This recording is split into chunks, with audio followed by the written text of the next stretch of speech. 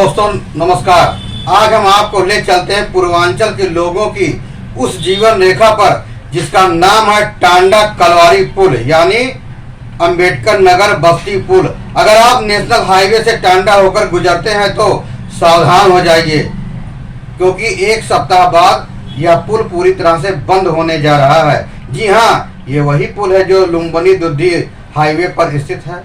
लाखों यात्रियों का सफर इसी पर टिका हुआ है। NHAI यानी नेशनल हाईवे अथॉरिटी ने घोषणा की है कि सितंबर महीने से इस पुल की मरम्मत का काम शुरू किया जाएगा। शायद आपको याद हो, मई महीने में मरम्मत कार्य शुरू हुआ था, लेकिन कांवड़ यात्रा के कारण प्रशासन ने इसकी अनुमति नहीं दी और सिर्फ 15 दिन बाद ही काम रुक गया। अब हालात ये है कि पुल की स्थिति दिन ब दिन और भी खतरनाक होती जा रही है। इसलिए प्रशासन 11 सितंबर से इस पुल को बंद कर रूट डाइवर्जन लागू करने का फैसला किया है। 2 महीने तक यह पुल बंद रहेगा और उस दौरान लाखों यात्रियों को लंबा चक्कर लगाना पड़ेगा। दोस्तों, इस पुल की अहमियत को समझना जरूरी है। यह सिर्फ एक पुल नहीं है, बल्कि अंबेडकर नगर और बस्ती दोनों जिलों की लाइफ लाइन है।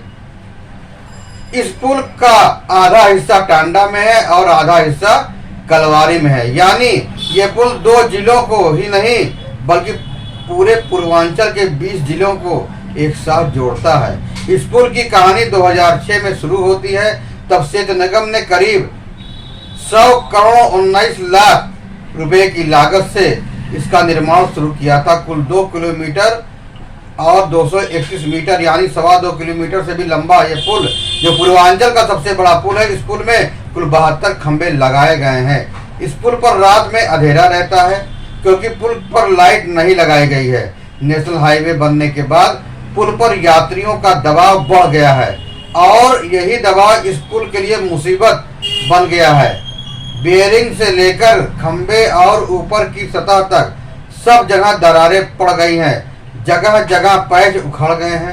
पुल की सतह पर लगाए गए वायर भी कमजोर हो चुके हैं।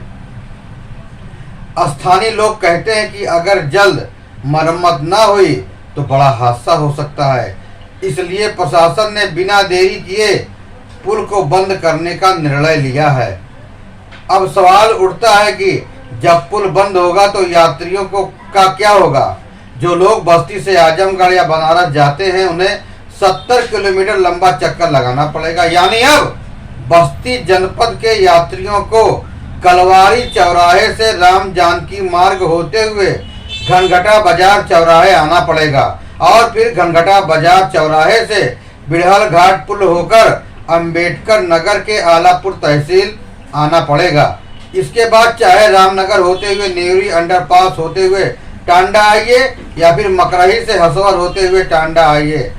अब बस्ती के लोगों को टांडा आने के लिए तथा टांडा के लोगों को बस्ती जाने के लिए 65 से 70 किलोमीटर अधिक यात्रा करनी पड़ेगी। इसका असर आम जनता पर सीधा पड़ेगा। ट्रक, बसें, छोटे वाहन सबको घंटों अतिरिक्त समय देना पड़ेगा। ईंधन का खर्च बढ़ेगा, यात्रा में अधिक समय लगेगा और सबसे बड़ी बात, यात्रियों की परेशानी बढ़ेगी। NHAI के परियोजना प्रबंधक ललित प्रसाद ने बताया कि पुल का पूरा सर्वे कराया जा चुका है। तकनीकी टीम ने रिपोर्ट दी है कि पुल की बेयरिंग और खंभों को रिपेयर करना जरूरी है। साथ ही पुल की सतह को भी पूरी तरह से ठीक किया जाएगा।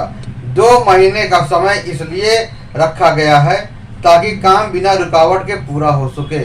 स्थानीय लोग उम्मीद कर रहे हैं कि मरम्मत के बाद इस पुल पर दूधिया लाइट भी लगेगी। यह पुल पहले से ज्यादा सुरक्षित हो जाएगा। दोस्तों, अब थोड़ा इस पुल के इतिहास पर भी बात कर लें। जब इसका निर्माण शुरू हुआ था तब पूरे क्षेत्र में खुशी की लहर थी।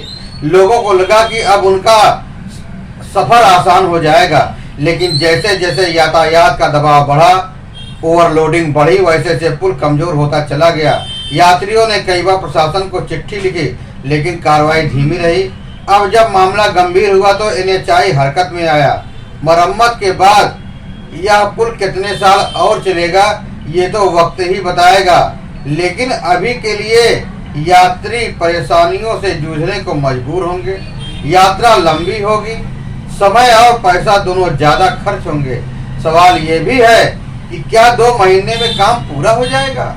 ये बहुत बड़ा प्रश्न है, क्योंकि हमारे देश में कई बार मरम्मत के नाम पर महीनों ही नहीं सालों तक काम होता रहता है। लोग यही दुआ कर रहे हैं कि समय पर काम पूरा हो जाए और पुल फिर से सुरक्षित तरीके से खुल सके। दुद्धी लुम्बिनी अंतर्राष्ट्रीय मार्ग पर बना यह पुल पूर्वांचल के 1 दर्जन से ज्यादा जिलों को जोड़ता है, जिससे बनारस, जौनपुर, सुल्तानपुर के लोगों की दूरी कम हो जाती है। पूर्वांचल के जिलों को जाने के लिए यही पुल एक सहारा था, जिससे लोग कम समय में अपने निश्चित स्थान पर पहुंच जाते थे। आने वाले दिनों में अब ये पुल बंद होगा तो हजारों लोग सीधे प्रभावित होंगे। हम आप तक इसकी हर अपडेट पहुंचाते रहेंगे। आप बताइए, क्या 2 महीने का इंतजार आपके लिए आसान होगा? और क्या सरकार को पहले ही इस पुल की मरम्मत नहीं करानी चाहिए थी?